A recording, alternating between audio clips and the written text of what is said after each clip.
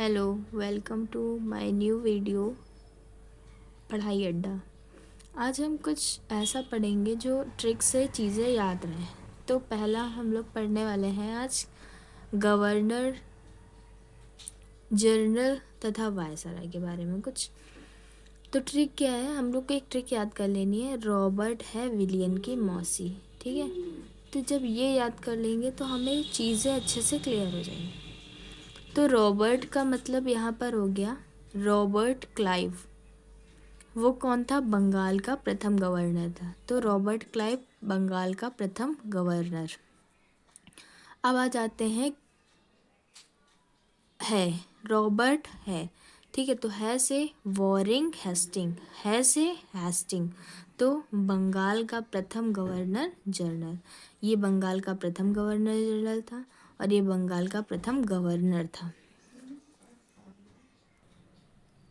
यहाँ पे लिखा है गवर्नर और गवर्नर जनरल। तो गवर्नर और गवर्नर जनरल में एक अंतर होता था कि जो गवर्नर होता था वो विशिष्ट प्रांत एवं राज्य जैसे कि बंगाल और बॉम्बे का प्रमुख होता था, जबकि गवर्नर जनरल जो होता था वो पूरी ब्रिटिश भारत की कंपनी के सभी प्रांतों का सर्वोच्च प्रतिनिधित्व प्रमुख होता था। मतलब उसका पूरा मतलब सेंट्रल गवर्नमेंट जैसे होता था गवर्नर जनरल, ठीक है। और गवर्नर क्या होता था, एक जैसे कि सीएम हो गए आज, तो वो हमारे हम बोल सकते हैं उसी तरह से उस समय ब्रिटिश के समय हमारे पास गवर्नर हुआ करते थे।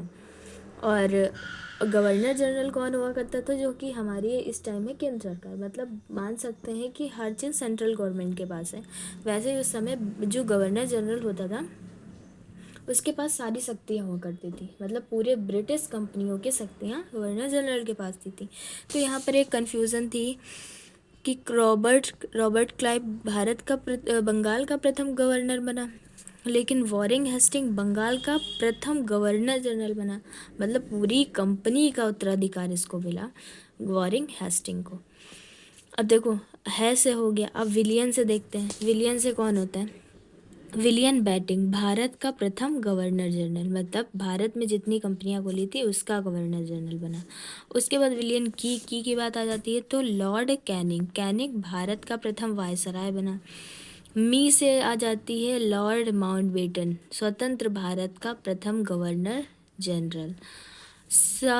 सी से आ जाती है तो राम गोपालाचार्य, स्वतंत्र भारत का प्रथम गवर्नर जनरल, ठीक है। अब आ जाते हैं हम लोग इसको समझते हैं कि जैसे कि वॉरिंग हेस्टिंग हम लोगों ने पहला पढ़ा कि भारत की बंगाल का प्रथम गवर्नर जनरल बना। तो इसने क्या किया? तो वॉरिंग हेस्टिंग की बात आ जाती है तो रेगुलेटिंग एक्ट 1773 और उच्च न्यायालय की स्थापना 1774 कलकत्ता में की। पिट्स इंडिया एक्ट 1784 देसी रियासतों के प्रति रिंग फ्रेंच की नीति, इन्होंने ये किया, ठीक है। कि मतलब एक यात्री है जा सके, रेगुलेटिंग एक्ट पर इन्होंने काम किया 1773 में। अब आ जाते हैं लॉर्ड कॉर्नवालिस, भारत सिविल सेवा जनक, जो हमारे यहाँ यूपीएससी कंटेन कराती है, यूपीसीएससी, उसको सबसे पहले लॉर्ड कॉर्नवालिस द्वारा 1786 से 1793 में इसकी स्थापना की गई थी। भारत में सिविल सेवा का जनक भी कहते थे। पुलिस विभाग की स्थापना भी, जितनी भी हमारी इस समय पुलिस सेवा है उस समय इन्होंने ही शुरू की थी, लॉर्ड कॉर्नवालिस कोड, बंगाल का स्थायी बंदोबस्त, ठीक है। अब आ जाते हैं लॉर्ड वेलेंजली, ठीक है। तो सहायक संधि, फोर्ट विलियम कॉलेज की स्थापना, उस समय कलकत्ता में फोर्ट विलियम कॉलेज था, उसकी स्थापना की। मद्रास प्रेसिडेंसी की गठन किया। बाल हत्या पर पाबंदी लगाई कि छोटे बच्चों की हत्या, उस समय भ्रूण हत्या भी बहुत हुआ करती थी कि बेटी होगी तो उसे मार दिया जाएगा, तो ऐसा कुछ। तो उस समय को लेकर भी इन्होंने कदम उठाए थे बाल हत्या पर पाबंदी, कि बाल हत्या नहीं होगी। 1802 में, 1802 में। अब आ जाते हैं लॉर्ड मिंटो प्रथम। अमृतसर की संधि 1809। 1813 का चार्टर एक्ट पारित किया गया। लॉर्ड हेस्टिंग्स रैयतवाड़ी प्रणाली की शुरुआत। 1820 में टॉमसन मुनरो या टेनेसी एक्ट कश्तकारी अधिनियम अगले नेपाल युद्ध की शुरुआत की गई। उस समय हुआ करता था कि लॉर्ड विलियम बैटिंग सती प्रथा का उन्मूलन। लॉर्ड विलियम बैटिंग सती प्रथा का उन्मूलन।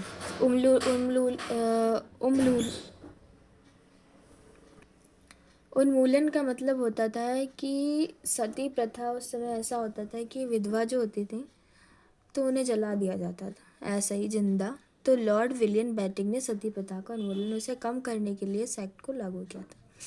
शिशु बालिका हत्या और नर बालिका का प्रतिबंध। ठगी प्रथा का अंत। प्रथम विधि आयोग चार्टर एक्ट के अंतर्गत बना भारत का प्रथम गवर्नर जनरल। ठीक है, तो लॉर्ड मेटकॉफ भारत का प्रेस का मुक्तदाता, कि प्रेस जो हमारी है वो मुक्त रहे।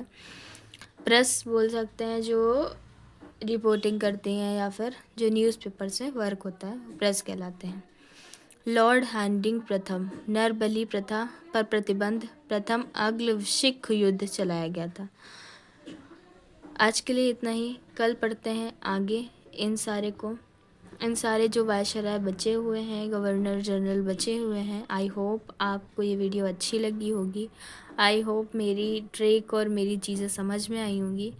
तो thank you for watching and like share subscribe करिए, चैनल को सपोर्ट करिए कि ऐसे ही मैं और अच्छी वीडियो बना पाऊँ और अच्छा कंटेंट और अच्छी चीज़ें कंटेंट आपको प्रोवाइड कर पाऊँ। तो thank you for watching.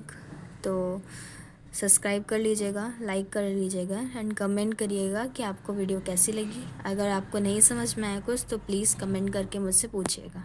Thank you for watching.